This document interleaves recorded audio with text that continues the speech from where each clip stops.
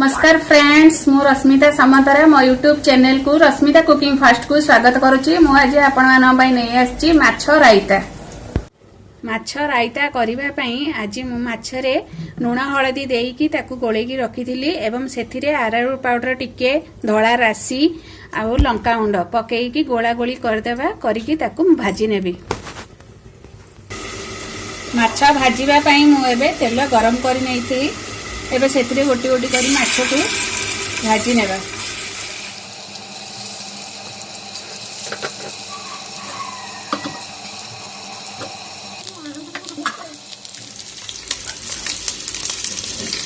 गोटे साइड हे गलानी एबे याकू नेउटई देबे।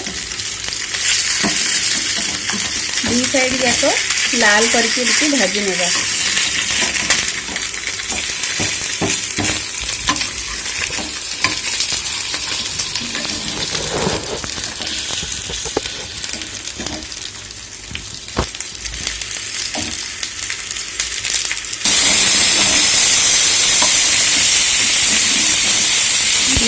जाक ए माछ हो गलानी याकू आगे आम काढ़ी नवा।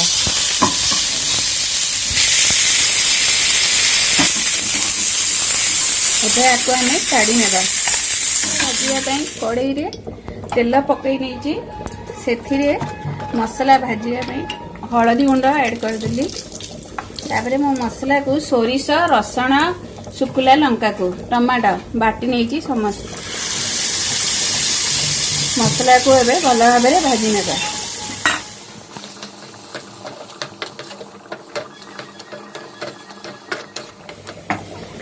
सोरिष मसला भाजिले आगु अल्प लुण स्वाद अनुसार पकई नेबा कहीं सोरिष नले पिता लागिबो। मु लुण पकई नेली। लुण पकईकी एबे याकू भाजी नेबा।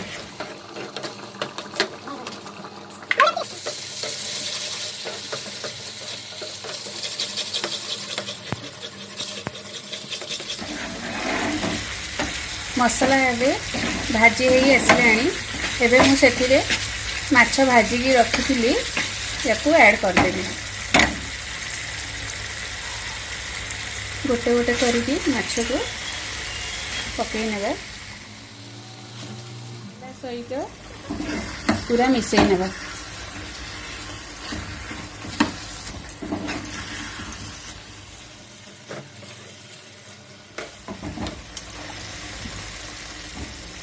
हल्का माछ सिझिला परे तरकारी प्रस्तुत हो।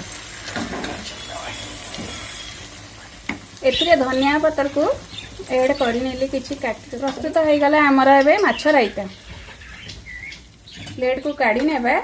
भात किंबा रोटी सहित भी याकू खाई परिबे। प्रस्तुत हमर एबे माछ रायता।